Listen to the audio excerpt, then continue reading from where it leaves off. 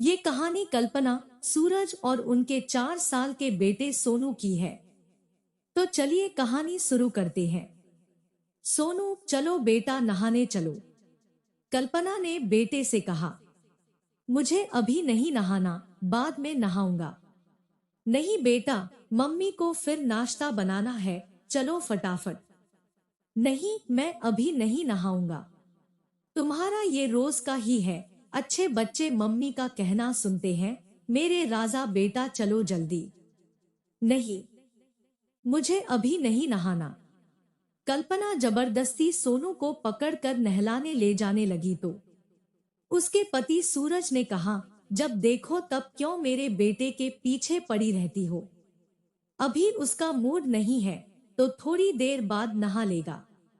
कल्पना ने कहा, ऐसे कैसे थोड़ी देर बाद नहला लेगा। अभी कपड़े धोने वाली बाई आ जाएगी, मुझे कपड़े भिगोने हैं। इसकी तो आदत हो गई है कि हर काम बाद में करूंगा। इतना कहकर कल्पना सोनू को जबरदस्ती पकड़कर बाथरूम में ले जाने लगी। सोनू रोने लगा। तब सूरज ने कहा, मेरे बेटे पर जबरदस्ती नहीं करना, बता देता हूँ, मेरे बेटे को नहीं डांटना। सूरज के द्वारा सोनू के लिए मेरा बेटा शब्द का उपयोग करने पर कल्पना को बहुत बुरा लगा। वो सोचने लगी कि क्या सोनू सिर्फ सूरज का बेटा है, उसका कुछ नहीं है। लेकिन सुबह सुबह कलह न हो, यह सोचकर कल्पना मन मार कर रह गई। जब भी घर में कोई कार्यक्रम होता या मेहमान आए हुए होते, तब कल्पना को सोनू का इस तरह जिद्दी करना बहुत अखरता था। उसे लगता कि काश कितना अच्छा हो कि सोनू अपने सभी काम फटाफट कर ले, लेकिन सोनू ये बात नहीं समझ सकता था। ठंड के दिनों में एक बार सोनू बर्फ खाने के लिए जिद करने लगा तो कल्पना ने उसे फ्रिज में से बर्फ निकाल कर दे दिया। लेकिन उसे बर्फ और चाहिए था। ठंडी के दिन में ज्यादा बर्फ नुकसान करेगा, यह सोचकर कल्पना ने उसे और बर्फ देने से मना कर दिया और प्रेम से समझाया भी। लेकिन वो पैर पटक तक कर रोने लगा और रोते रोते उठकर कल्पना को मारने लगा। कल्पना को उसका इस तरह हाथ उठाना बिल्कुल पसंद नहीं आया तो उसने सोनू को एक थप्पड़ मार दिया। सोनू रोते रोते हॉल में बैठे अपने पापा के पास गया। सूरज ने कहा, क्या हुआ मेरे राजा बेटे को? मेरा राजा बेटा क्यों रो रहा है? मम्मी ने मारा। कल्पना ने उसे किस बात के लिए मारा यह जाने बिना ही सूरज हॉल में से ही आग बबूला होकर कल्पना से कहा, तुमने मेरे बेटे को क्यों मारा? पूछो अपने बेटे से, उससे क्या पूछना? मैंने तुम्हें कितनी बार कहा है कि मेरे बेटे को मारना या डांटना नहीं। आज तो सोनू ने हद पार कर दी थी, वो मुझे मार रहा था, क्या मैं उसकी मार खा लूं? सूरज बोला, अरे यार समझा करो, वो बच्चा है अभी, मार भी दिया तो कौन सा तुम्हें लग गई? बड़ा होकर थोड़े ही मारेगा। कल्पना ने कहा कि उसके मारने से मुझे लगी नहीं, लेकिन बड़ा होकर वो किसी को मारे नहीं, इसलिए ही तो बचपन में हमें उसे ऐसी गलत बातों के लिए टोकना होगा। हमें उसे एहसास करवाना होगा कि किसी को भी मारना गलत बात है। सूरज ने कहा, तुम्हें तो थोड़ा सा भी कुछ बोलो तो शुरू हो जाती हो, जब बड़ा हो जाएगा तो अपने आप ही समझ जाएगा। मैं तुम्हें फिर से बता दे रहा हूँ कि मेरे बेटे को कभी भी डांटना या मारना नहीं। जब देखो तब हर बात में सूरज का सोनू के लिए मेरा बेटा कहना कल्पना को बहुत अखरने लगा। एक माँ होने के नाते वो अपना फर्ज बराबर पूरा कर रही थी। उसकी सूरज से सिर्फ इतनी सी अपेक्षा थी कि नहाने, दूध पीने, खाना खाने के वक्त सोनू जो जिद करता है उसमें उसको बढ़ावा न दे, बल्कि सोनू को समझाए वो जिद न करे। गलत बातों में सोनू का साथ न देकर उसे सही और गलत का ज्ञान करवाएं। लेकिन सूरज तो कल्पना की समस्या को समझने की बजाय हर बार अपनी बातों से ऐसे दर्शाते जैसे सोनू कल्पना का कुछ है ही नहीं। सिर्फ सूरज अकेले का बेटा है, जब देखो तब मेरे बेटे को नहीं डांटना। एकाध बार कल्पना ने हंसते हंसते कहा भी कि सोनू उसका भी बेटा है। उस पर उसका भी उतना ही अधिकार है जितना सूरज का है।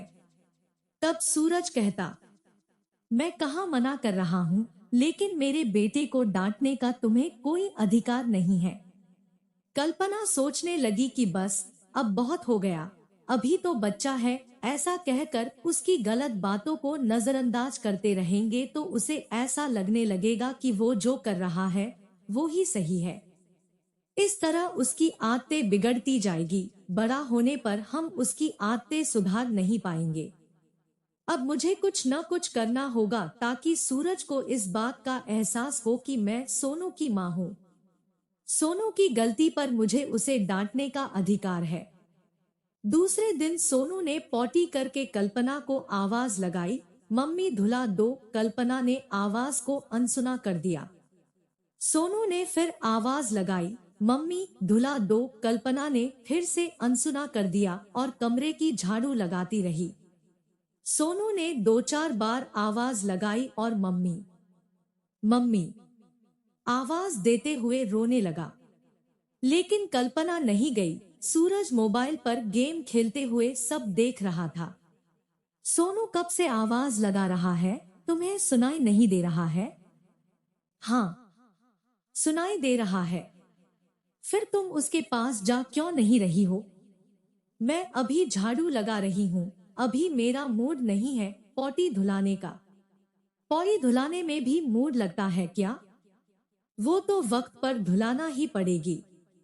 कल्पना ने कहा, जिस तरह पॉटी वक्त पर धुलानी पड़ेगी उसमें मूड की जरूरत नहीं है। ठीक उसी तरह नहाने और खाने पीने में भी मूड नहीं लगता है। वैसे भी सोनू आपका बेटा है तो उसके सभी काम भी आप ही करिए। जब सोनू मेरा बेटा नहीं है, मुझे उसे उसकी गलती पर भी डांटने का अधिकार नहीं है, तो फिर मैं उसके काम क्यों करूं? ऐसे कौन से बहुत सारे काम करने पड़ते हैं सोनू के? रहने दो, मैं कर लूंगा। ठीक है, आज सिर्फ एक ही दिन आप सोनू के सब काम करके दिखाइए। सोनू का खाने पीने का बना मैं दूंगी, आपको सिर्फ उसे खिलाना पिलाना करना है। हाँ हाँ, कर लूंगा मैं। सूरज ने गुस्से से उठकर सोनू की पॉटी धुला दी, उसे मंजन करवाया। कल्पना सोनू के लिए दूध बना कर लाई। सूरज ने सोनू से दूध पीने के लिए कहा, लेकिन यदि एक बार कहने पर सोनू जल्दी से दूध पी ले यह तो नामुमकिन था। सूरज उसे अलग अलग तरीके से समझाकर दूध पिलाने लगा। उसने दूध तो पिया, लेकिन सूरज को पूरे 20 मिनट लग गए उसे दूध पिलाने में। थोड़ी देर बाद बारी आई सोनू को नाश्ता करवाने की। कल्पना ने उपमा बना कर दे दिया। सूरज सोनू को खिलाने बिठाया तो उसने कहा, अभी मुझे नहीं खाना है, बाद में खाऊंगा। बेटा, बाद में नहीं, पापा के ऑफिस का वक्त हो रहा है, चलो जल्दी से नाश्ता फिनिश करते हैं। नहीं, मुझे नहीं खाना। सोनू जिद नहीं करते। आओ मैं खिला देता हूँ। नहीं, मुझे नहीं खाना। अब सूरज का धैर्य जवाब देने लगा, क्योंकि उसको ऑफिस के लिए देरी हो रही थी और सुबह से वो पेपर भी नहीं पढ़ पाया था और न ही व्हाट्सएप आदि खोलकर देख पाया था, इसलिए भी उसके मन में गुस्सा था। चल बैठ और चुपचाप खा, ऐसा कहकर उसने सोनू को एक थप्पड़ मारा। जैसे ही थप्पड़ मारा, कल्पना ने विजय मुद्रा में उसकी ओर देखा। सूरज को खुद की गलती का एहसास हो गया। उसे एहसास हो गया कि कल्पना भी इसी तरह तंग आकर सोनू को डांटती होगी। कल्पना, सॉरी, वास्तव में सोनू की कुछ आदतें बिगड़ गई है। सोनू हम दोनों का बेटा है, अब हम दोनों मिलकर उसकी गलत आदतें सुधारेंगे। बच्चे को लाड प्यार दिखाना अलग बात है और उसे संभालना अलग बात, और उनकी हर जिद को पूरा करना गलत बात है। बच्चों के प्रति माँ पिता दोनों को अपना अपना दायित्व निभाना ही होता है।